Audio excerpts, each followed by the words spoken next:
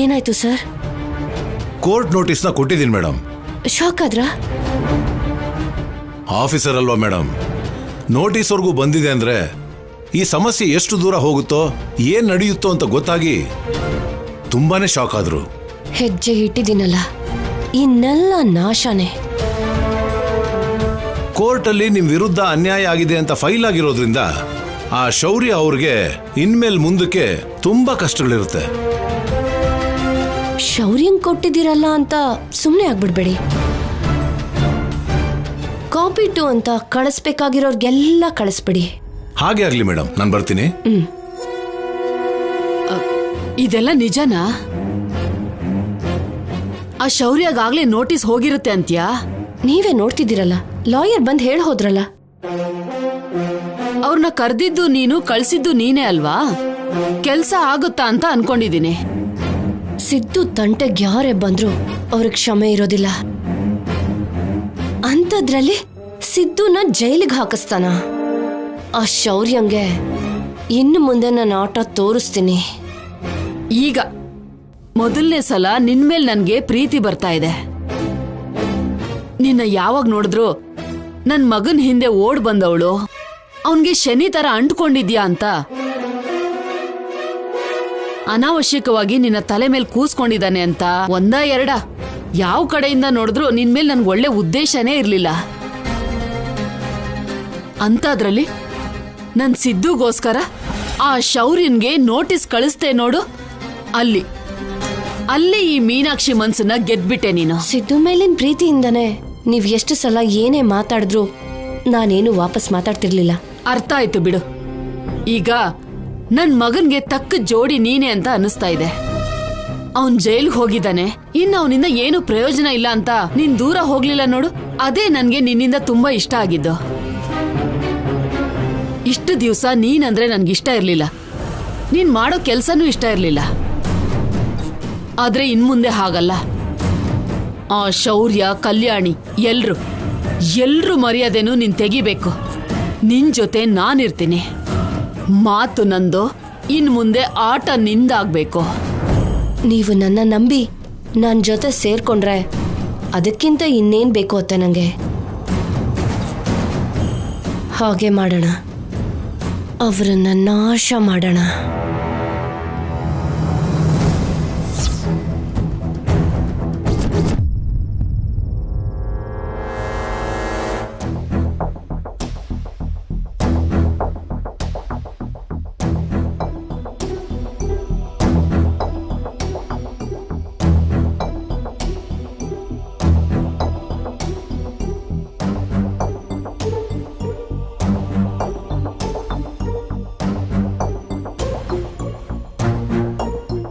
ಏನ್ ಶೌರ್ಯ ಇದು? ನಿನ್ ಮೇಲೆ ದೂರ್ ಕೊಡೋದಂದ್ರೇನು? Court summons ಕಳ್ಸೋದಂದ್ರೇನು?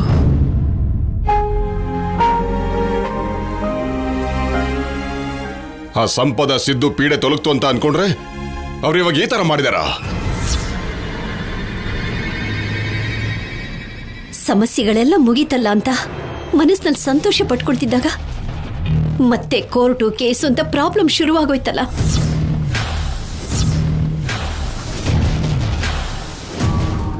ಅವ್ರು ನಮ್ಮನ್ನ ನೆಮ್ಮದಿಯಾಗಿ ಬದುಕೋಕ್ ಬಿಡಲ್ಲ ನೋಡಿ. ಇಲ್ಲಿ ಹೀಗೆ ಯಾವುದೋ ಒಂದು ರೂಪದಲ್ಲಿ ಕಷ್ಟ ಕೊಡ್ತಾನೆ ಇರ್ತಾರೆ. ಸಿಕ್ಕವನ್ನ ಸಿಕ್ಕದಾಗ್ಲೇನೆ ಸುಟ್ಟು ಬಿಸಾಕ್ದೇನೆ ತಪ್ಪು ಮಾಡದೆ ಅನಿಸ್ತಾ ಇದೆ.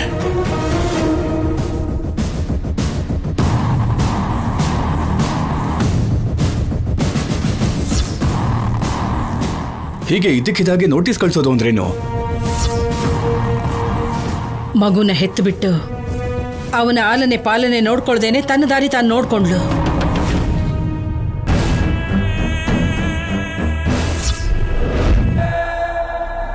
ಯಾವತ್ತಾದ್ರೂ ಮಗು ಬಗ್ಗೆ ಯೋಚನೆ ಮಾಡಿದ್ಲ? ತಾಯಾಗಿ ಒಂದು ತೊಟ್ಟು ಹಾಲು ಕೊಟ್ಟಿದ್ದಾಳ ಅಥವಾ ಯಾವತ್ತಾದ್ರೂ ತನ್ನ ಬಂಡ್ಲಲ್ಲಿ ಮಲಗಿಸ್ಕೊಂಡಿದ್ದಾಳ? ಇಲ್ಲ. ಅಂತವಳಿಗೆ ಇವತ್ತು ಮಗು ಮೇಲೆ ಪ್ರೀತಿ ಉಕ್ಕಿ ಹರಿತಿದ್ಯಾ?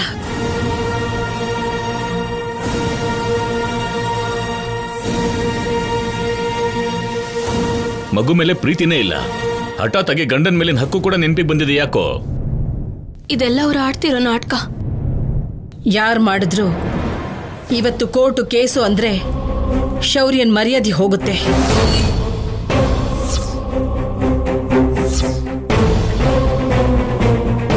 ಇಷ್ಟು ಕಷ್ಟಪಟ್ಟು ಸಂಪಾದಿಸಿರೋ ಗೌರವ ಮಣ್ಣು ಪಾಲಾಗುತ್ತೆ.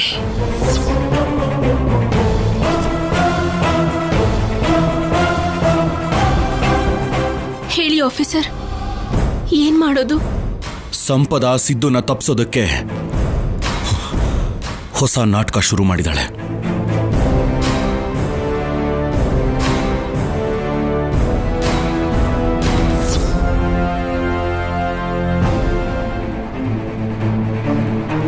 ಅವನು ಹೊರಗಡೆ ಬರ್ದೇ ಇರೋ ಹಾಗೆ ಎಲ್ಲ ದಾರಿನೂ ಮುಚ್ಚಿದ್ದೇನೆ.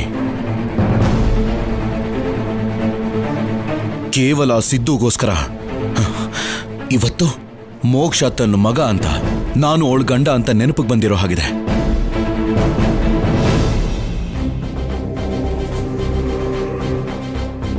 ಆ ಸಂಪದ ಹೀಗ್ಯಾಕೆ ಮಾಡ್ತಿದ್ದಾಳೆ? ಮಾಡಿರೋ ತಪ್ಪನ್ನು ತಿಳ್ಕೊಂಡು ಯಾವತ್ತಾದ್ರೂ ಬದಲಾಗ್ತಾಳೆ ಅಂತ ಅನ್ಕೊಂಡ್ರೆ ಅವಳಲ್ಲಿ ಆ ಬದಲಾವಣೆನೇ ಕಾಣಿಸ್ತಿಲ್ಲ. ಅವಳು ಬದಲಾಗಲ್ಲ, ಅಷ್ಟಕ್ಕೂ ಅವಳು ಮನುಷ್ಯಳಾಗಿದ್ರೆ ಅಲ್ವಾ? ಆ ಸಿದ್ದು ಜೊತೆ ಸೇರೋದೇ ತಪ್ಪು ಅಂತಂದ್ರೆ ಇವತ್ತು ಅವನನ್ನ ಕಾಪಾಡೋದಕ್ಕೋಸ್ಕರ ನನ್ನ ಮಗನ ಮೇಲೆ ಕೋರ್ಟಲ್ಲಿ ಕೇಸ್ ಹಾಕಿದಾಳೆ. ಹೇಗಾದ್ರೂ ನನ್ನನ್ನು ಹೆದರ್ಸ್ಬೇಕು ಅನ್ನೋದೇ ಅವಳ ಪ್ಲಾನು.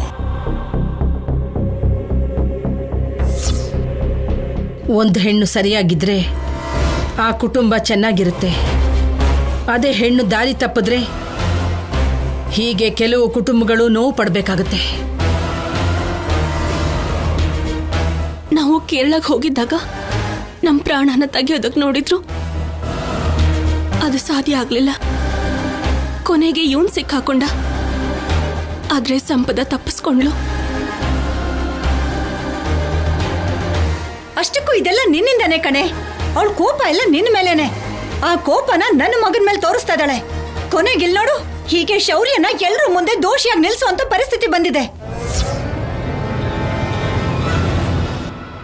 ಅವಳು ಹುಚ್ಚುಚ್ಚಾಗಿ ನಡ್ಕೋತಾಳೆ ಅಂದ್ರೆ ಕಲ್ಯಾಣಿನ ಯಾಕೆ ಸಂಪದನಿಗೆ ಹೋಲಿಸ್ತಾ ಇದ್ಯಾ? ಯಾವ ಸಂಬಂಧನೂ ಇಲ್ಲ ಅಂದಿದ್ರೆ ಇದೆಲ್ಲ ಯಾಕೆ ನಡೀತಾ ಇತ್ತು? ಪ್ರತ್ಯೇಕವಾಗಿ ಶೌರ್ಯನ್ ಮೇಲೆ ಸೇಟ್ ತೀರಿಸ್ಕೊಳ್ಳೋ ಅಗತ್ಯ ಏನಿದೆ?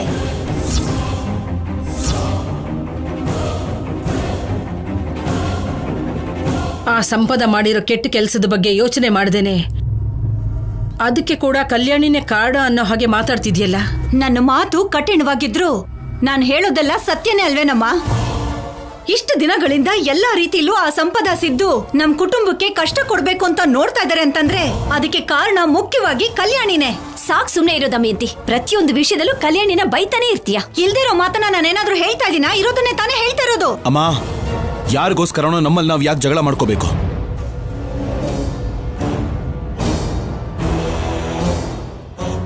ಅವ್ರಿಗೆ ಬೇಕಾಗಿರೋದು ಇದೇನೆ. ಹೀಗೆ ನಮ್ಮ ಮನೇಲಿ ಯಾರಿಗೂ ಮನಃಶಾಂತಿ ಇಲ್ಲದೆ ಇರೋ ಹಾಗೆ ಮಾಡಬೇಕು ಅಂತಾನೆ ಅವರು ಪ್ಲಾನ್ ಮಾಡ್ತಾ ಇದ್ದಾರೆ.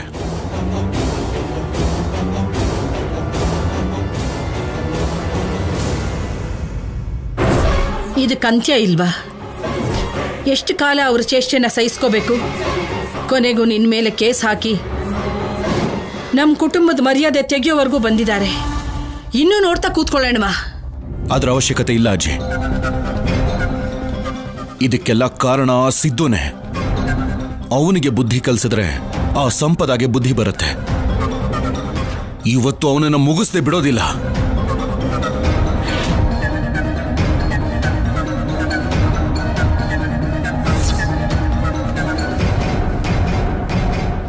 ಶೌರ್ಯ,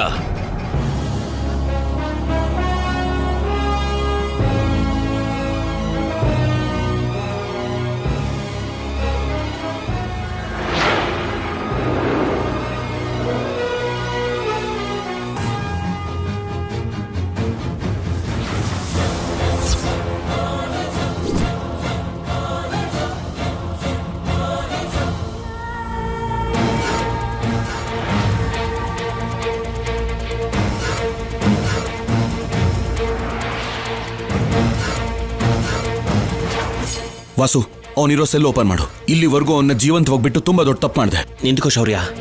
ಅವನೇನ್ ಮಾಡಿದಾನೆ ಅಂತ ಗೊತ್ತಿದ್ದು ನಿಂತ್ಕೊ ಅಂತ ಹೇಳ್ತಿದ್ಯಾ? ಜಾಗ ಬಿಡು. ನಿಂತ್ಕೋ ಶೌರ್ಯ. DCP ಅವರು ಬಂದಿದ್ದಾರೆ, ಹೊರಗಡೆ ವೇಟ್ ಮಾಡ್ತಿದ್ದಾರೆ. ನೀನ್ ಬರ್ತಿದ್ದ ಹಾಗೆ ಕರ್ಕೊಂಡು ಬರೋದಕ್ಕೆ ಹೇಳಿದ್ರು. DCP ಅವರ? ಸರಿ, ನಡಿ. ಬಾ.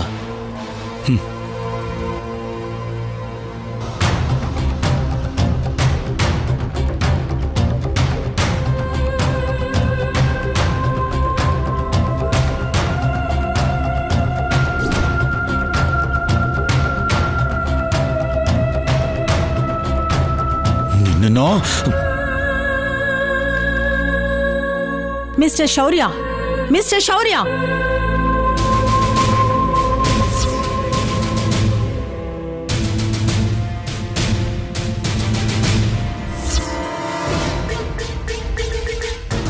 ನೋಡಿದ್ರ ಮೇಡಮ್ ಹೇಗೆ ಹೆದರಿಸ್ತಾ ಇದ್ದಾರೆ.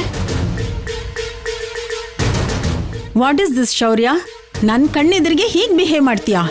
ಮೇಡಮ್, ಅವಳ ಬಗ್ಗೆ ನಿಮಗೆ ಗೊತ್ತಿಲ್ಲ. ತಿಳ್ಕೊಂಡೇ ಬಂದಿದ್ದೀನಿ. ನನಗಿಷ್ಟು ಮೋಸ ಮಾಡಿ ಇನ್ನು ನನ್ನ ಮೇಲೆ ಕೋಪ ಮಾಡ್ಕೋತಿದ್ಯಾ? ವಾಟ್? ನಾನು ನಿನಗೆ ಮೋಸ ಮಾಡೋದು ಅಂದ್ರೆ ಏನು? ಯಾಕೆ ಶೌರ್ಯ ಏನು ಗೊತ್ತಿಲ್ಲದಿರೋ ಥರ ನಾಟಕ ಮಾಡ್ತಿದ್ಯಾ? ಅವತ್ತು ನಿನಗೋಸ್ಕರ ಮನೆಗೆ ಬಂದ್ರೆ ಕಲ್ಯಾಣಿನ ತೋರಿಸಿ ಅವಳೇ ನನ್ನ ಹೆಂಡತಿ ಎಂದೆ, ಮೋಕ್ಷನ ನಿಮ್ಮ ಮಗ ಅಂದೆ. ಮೇಡಮ್, ಅವಳು ಹೇಳ್ತಿರೋದೆಲ್ಲ ಸುಳ್ಳು. ನಮ್ಮ ಮಗುನ ಅವಳು ಮಗು ಅಂತ ಹೇಳ್ತಿದ್ದಾಳೆ. ಇಲ್ಲ ಮೇಡಮ್, ಅವನು ನನ್ನ ಮಗನೇ. ನನ್ನ ಮಗನ್ನ ಇವರು ಅಧಿಕಾರಕ್ಕೋಸ್ಕರ ಉಪಯೋಗಿಸ್ಕೊಂಡು ನನ್ನ ದೂರ ಮಾಡ್ತಿದ್ದಾರೆ. ನೋ ಮೇಡಮ್, ಆ ಸಿದ್ದುನು ಈ ಸಂಪದನು ಎಷ್ಟು ಮೋಸ ಮಾಡಿದ್ದಾರೆ ಅಂತ ನಿಮಗೆ ಗೊತ್ತಿಲ್ಲ. ಕೊನೆಗೆ ನನ್ನ ಹೆಂಡತಿ ಪ್ರಾಣ ತೆಗಿಬೇಕು ಅಂತಾನು ನೋಡಿದ್ರು. ಮತ್ತೆ ಕಂಪ್ಲೇಂಟ್ ಯಾಕೆ ಫೈಲ್ ಮಾಡಿಲ್ಲ?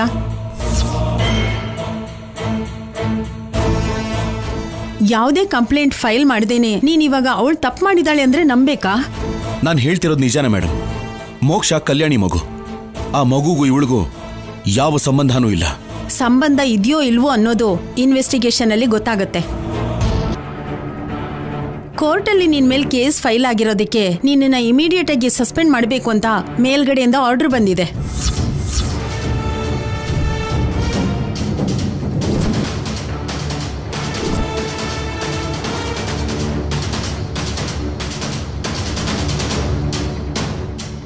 Madam, no madam.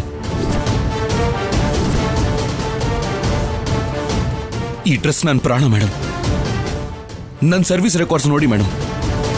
ಎಷ್ಟೇ ರೆಕಾರ್ಡ್ಸ್ ಇದ್ರೂ ಒಂದು ಬ್ಲ್ಯಾಕ್ ಮಾರ್ಕ್ ಸಾಕು. ಮೇಡಮ್ ಪ್ಲೀಸ್ ಮೇಡಮ್, ನಾನು ಹೇಳೋದನ್ನ ನೋ ಮೋರ್ ಆರ್ಗ್ಯುಮೆಂಟ್ಸ್. ನಿಮ್ ಜಗಳನ ಕೋರ್ಟಲ್ಲಿ ನೋಡ್ಕೊಳ್ಳಿ. ಈ ಕೇಸ್ ಸಾಲ್ವ್ ಆಗೋವರೆಗೂ you are suspended. Remove your service revolver, cap and everything.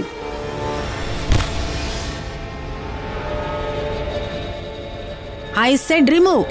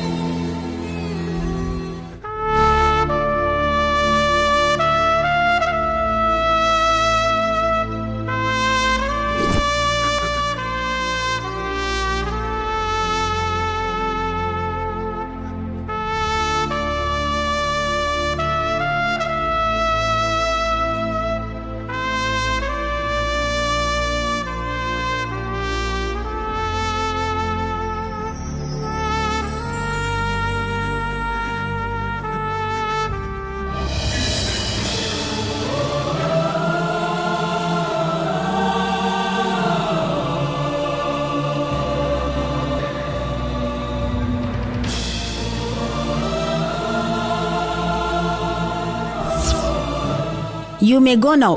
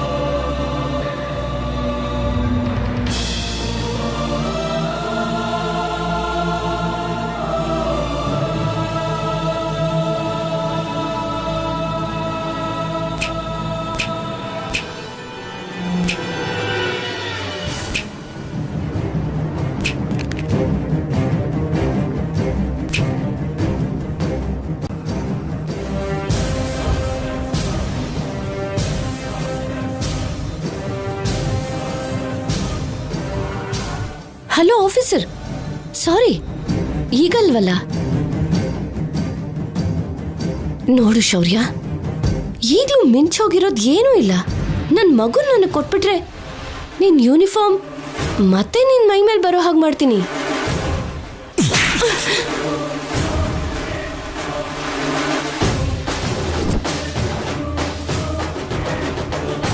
ಪ್ರಾಣ ಹೋದ್ರೂ ಅದ್ ನಡೆಯೋದಿಲ್ಲ. ಮೋಕ್ಷ ಯಾವತ್ತೂ ನಿನ್ನ ಮಗು ಆಗೋಕ್ ಸಾಧ್ಯ ಇಲ್ಲ. ಅವನು ನಮ್ಮ ಮಗ.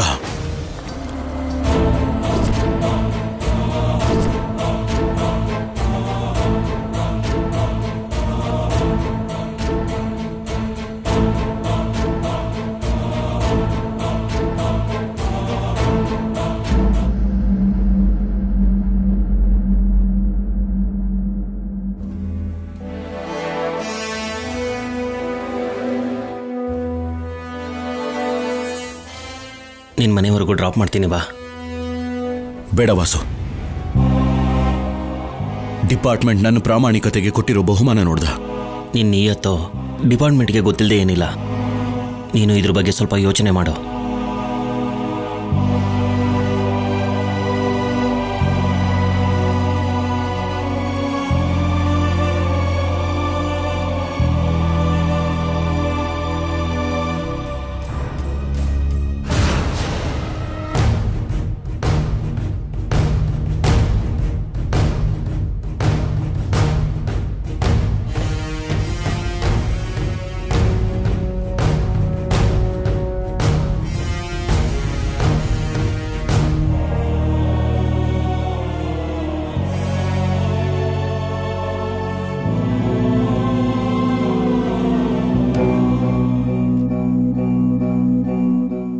ಕಂದ, ನನ್ನ ಮಗು ದೇವ್ರೆ,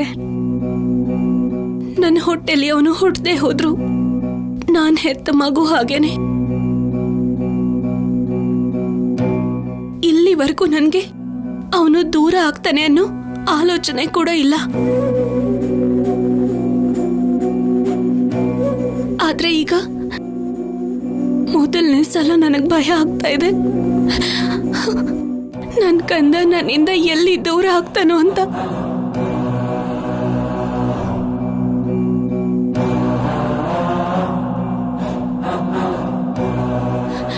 ಆ ಸಂಪದ ಮಾಡೋ ಕುತಂತ್ರಗಳಿಗೆ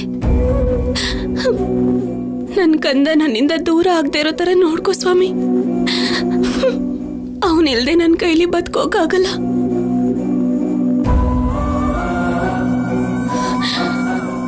ಅಮ್ಮ, ನನ್ ಕಂದ ನನ್ನಿಂದ ದೂರ ಆಗಿ ಹೋಗ್ತಾನ. ಅವನು ನನ್ನ ಪ್ರಾಣ. ನನ್ ಕಂದ ಇಲ್ದೆ ನನ್ ಕೈಲಿ ಬದುಕೋಕಾಗಲ್ಲಮ್ಮ. ಹೆದರ್ಕೋಬೇಡಮ್ಮ.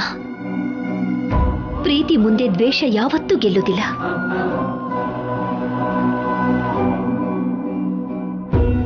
ಸಂಪದ ಇವತ್ತು ಮಗು ಬೇಕು ಅಂತಿದ್ದಾಳೆ ಅಂದ್ರೆ ಅದು ಮಗು ಮೇಲಿನ ಪ್ರೀತಿಯಿಂದಲ್ಲ, ನಿಮ್ಮ ಮೇಲಿನ ದ್ವೇಷದಿಂದ.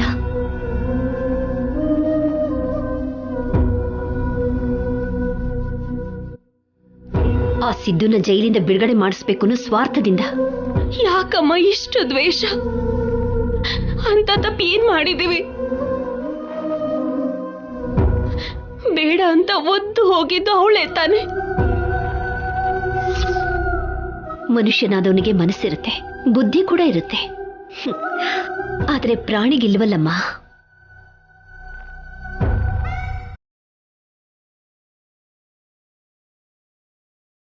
ಆ ಸಂಪದ ಪ್ರಾಣಿಗಿಂತನೂ ಕ್ರೂರಿಯಾಗಿರೋದಕ್ಕೆ ಅವತ್ತು ಹುಟ್ಟಿದ ಮಗುನು ಬಿಟ್ಟು ಸಿದ್ದು ಹಿಂದೆ ಓಡ್ ಹೋದ್ಲು. ಅವನನ್ನ ಕಾಪಾಡ್ಕೊಳ್ಳೋದಕ್ಕೋಸ್ಕರ ಸಿದ್ದು ಮಗುನ ಸಾಯಿಸ್ತೀನಿ ಅಂತ ಹೇಳ್ತಿದ್ರು ಕೂಡ ಅದನ್ನ ನೋಡ್ಕೊಂಡು ಸುಮ್ಮನೆ ನಿಂತಿದ್ಲು.